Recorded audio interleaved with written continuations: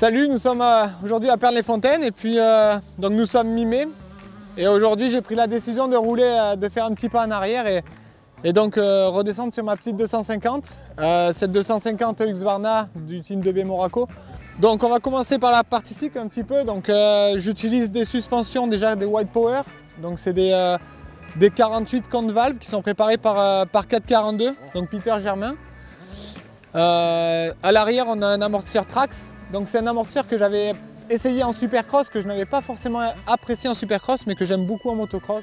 Ensuite j'ai un Pro Taper, pas original, un galbe d'origine.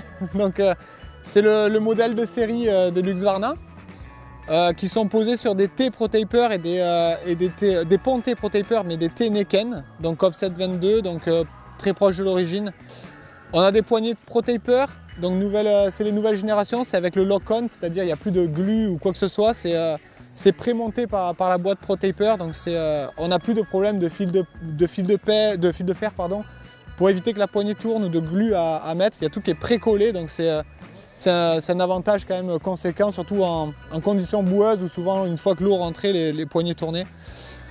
On a des Calpi Raptor, donc c'est vrai qu'avec mes grands pieds, avec mes 45 en pointure, il me fallait des accroches plus larges. Ensuite, toujours partie cycle, les pneus Michelin. Donc ça, c'est vrai que Michelin me connaissent depuis très longtemps. On a l'avantage de pouvoir faire du développement avec eux. Donc ça, c'est un avantage conséquent. C'est-à-dire que quand je veux un pneu, là par exemple, j'ai demandé des pneus différents pour le Supercross. Ils y travaillent dessus et je les aurai d'ici un mois ou deux. Donc ça, c'est des choses qui sont un avantage énorme pour nous pilotes. Une mousse de selle Husqvarna, 1 cm ou 1,5 cm plus haute, avec une housse de selle faite par la sellerie design personnalisée. Donc côté moteur, on est parti donc sur des bases qui sont vraiment proches de l'origine quand même. On a un piston qui est d'origine. C'est un petit peu la force du Husqvarna, je dirais, qui arrive avec une moto de série déjà très complète et puissante. Ensuite, moi pour l'Arena Cross, j'ai opté pour une préparation de culasse Protect.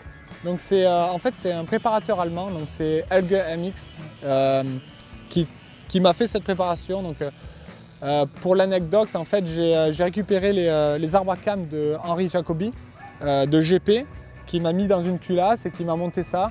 On a un boîtier Vortex. Pareil, ça a été de la récup un petit peu. C'est des courbes qui étaient faites pour Anthony Bourdon à la base. Et ces courbes me correspondaient déjà parfaitement. On a un pot à Krapovic, donc ça c'est un pot en titane, donc qui m'a apporté quand même du bas et bas milieu surtout. Je dirais que déjà la moto n'en manquait pas, mais d'en avoir un peu plus, c'est pas vraiment gênant. Voilà. Ensuite, pas de gros changements, je dirais. On est vraiment sur des bases d'origine.